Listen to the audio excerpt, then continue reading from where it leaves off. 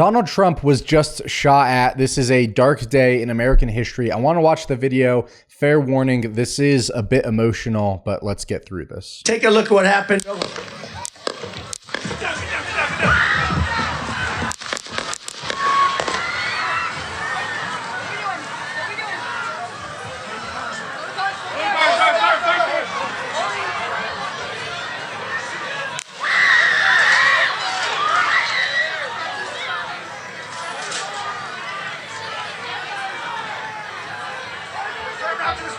Move this there. Hold. When you're ready. On you. Ready? Move. Up. Move. Go. Hawkeye's here. Hawkeye's here. Move it to spare. Spare, get ready. Spare, get ready. We ready? Are we good? Shooter's down. Are we good to move? We're clear. We're clear. We're clear.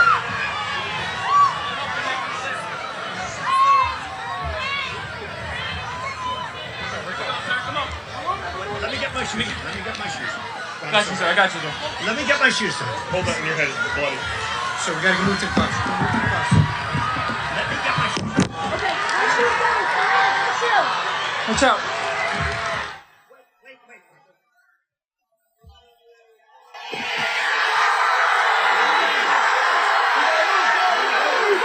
Fight, he's saying.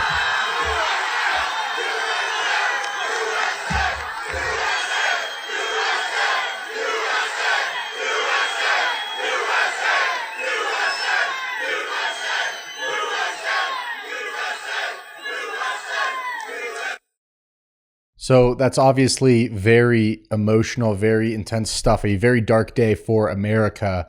Trump, he responded with a lot of power. He responded as a leader. I say this as someone who has been very vocal about my criticisms about Trump as a Christian pro-life conservative.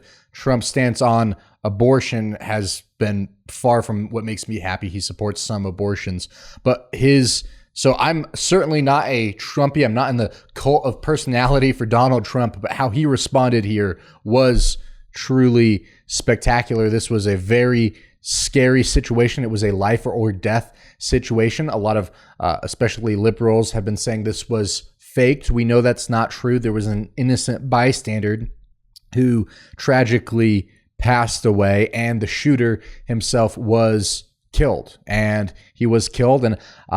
I am thankful that he was killed. There's a few things about this video I want to watch this again and take note of, starting with the fact, notice that there were a few initial shots which were directed towards Trump, and then we hear a little bit of a delay and then more shots. So listen closely for that. Take a look at what happened. 3 shots, time, several more shots. And now I heard a theory about this, and I'm, of course, I don't have any special information. I can't verify, but the theory goes that those first 3 shots were directed towards Trump, and then the next 3 shots were from the Secret Service back at the shooter, and that is what killed him. You notice how quickly these Secret Service men, they go to shield Trump. It's almost immediate, right? You hear the shots, and then they're there. They're there to cover up Trump, which is their job. It seems, from this video at least, it seems that they did an excellent job. Although there was another video which I want to pull up. I think this was shared by Elon Musk. He said the head of the Secret Service and the leader of this security detail should resign. And we get this video, this guy. I'll just play this quickly here. And listen to the rally, right? We couldn't see him, but we could hear him. So we walked up, and probably 5 to 7 minutes of Trump speaking. I'm estimating here. I have no idea, But we noticed a guy crawling, bear crawling out the roof of the building beside us, 50 feet away from us.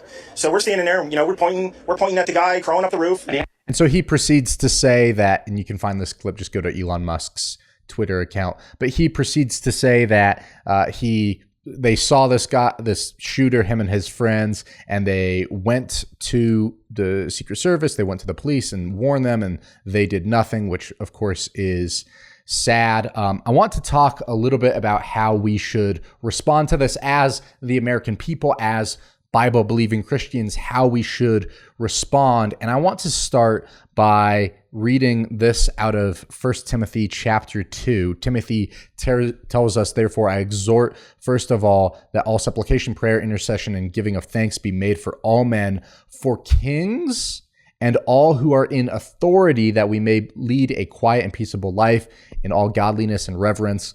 For this is good and acceptable in the sight of God, our Savior. And so certainly we should be praying for our leaders. We should be praying for Donald Trump. We should be praying for even Joe Biden. I know that sounds odd, but we should be praying for Joe Biden, that he has cognitive reasoning, that he, his health, that he knows how to respond to this. We should, of course, be praying for Donald Trump and for his health and for the well-being of him and his family right now. But especially we should be praying for his salvation, right? A lot of prayers said for Trump. I think a prayer for his salvation is a prayer that's not said enough. Of course, Trump has explicitly stated that he has nothing to be sorry about, right? He was asked if he has asked Jesus for forgiveness, and he said, I have nothing that needs forgiveness. And so clearly he is not saved. And so we should pray very intensely for the salvation of Donald Trump. Hopefully this near-death experience helps him understand what's happening on Judgment Day. I want to go back to this video and watch one more thing about this video. It's on the way out. Take a notice at what he does in this life or death situation.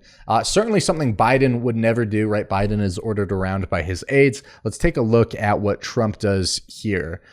This is shocking.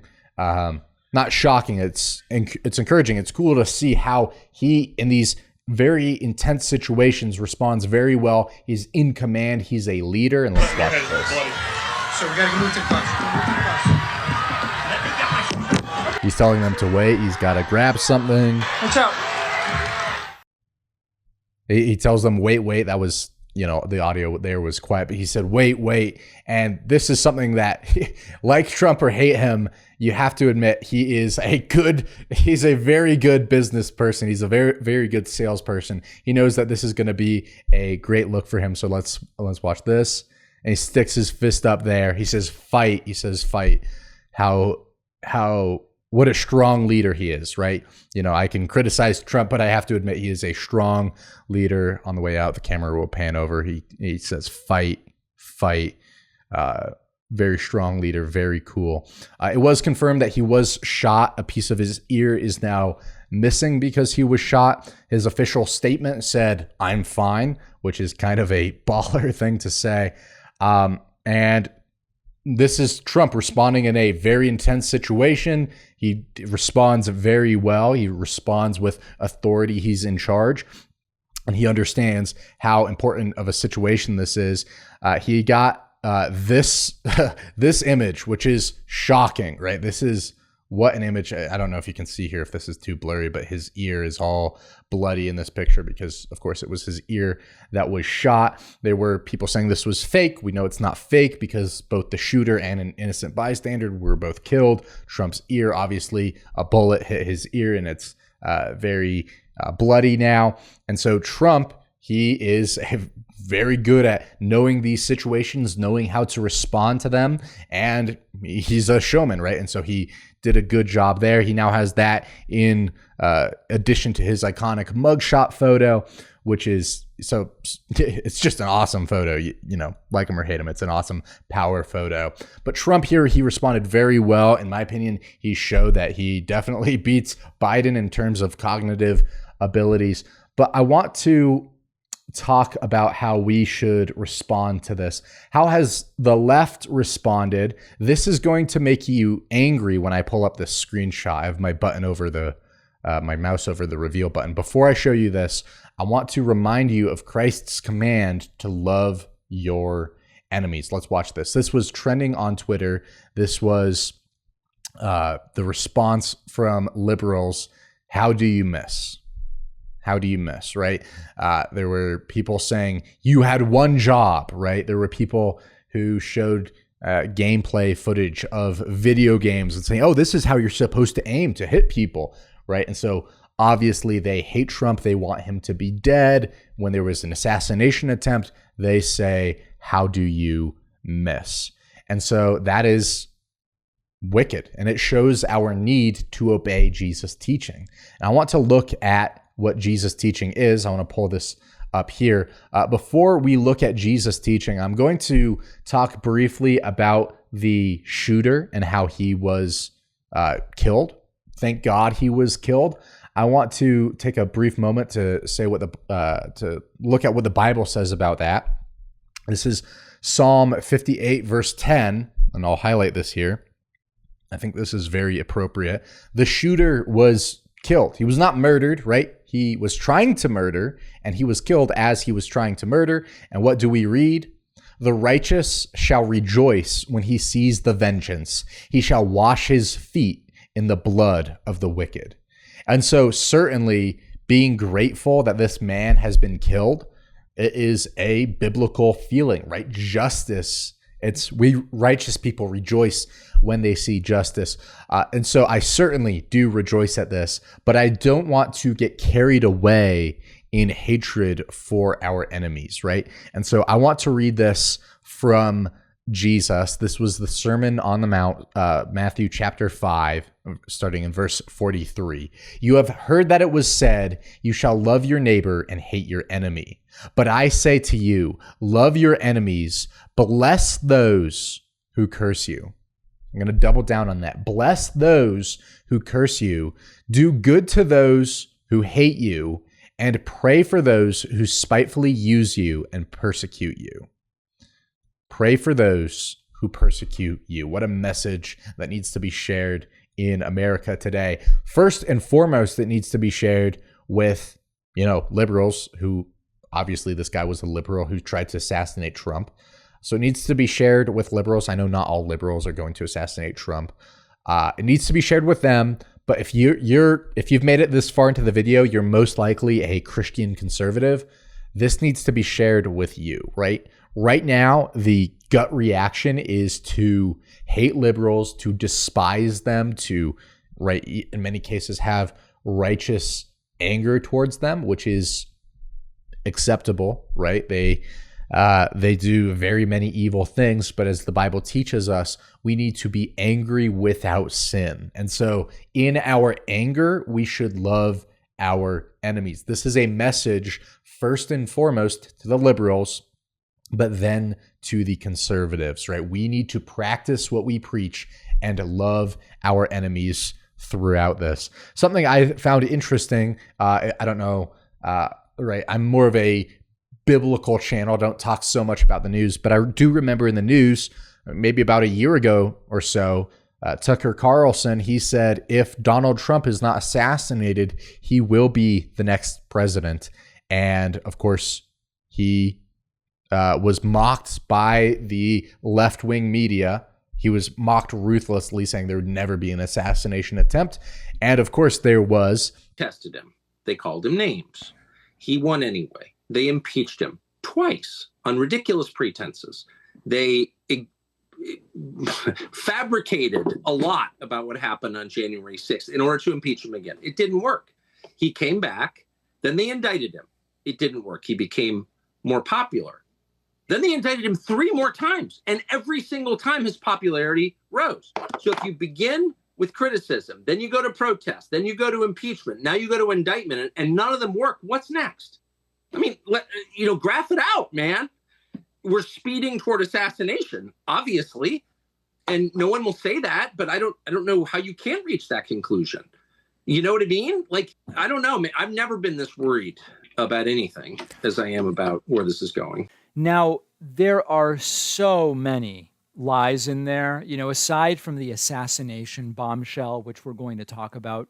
First and foremost, Tucker knows that it is not likely that Donald Trump is going to be assassinated. Why even float this? What's interesting about a possible assassination? Something to think about. Practically speaking, Trump is not about to be assassinated. It's just not going to happen. That I would bet money on. Could Trump die in a number of different scenarios? Of course. Is there a likely assassination coming? The answer is no. He was mocked ruthlessly, saying there would never be an assassination attempt. And of course there was. And so that is remarkable. But I do want us to remember, love your enemies, bless those who curse you, do good to those who hate you, and pray for those who spitefully use you and persecute you, right?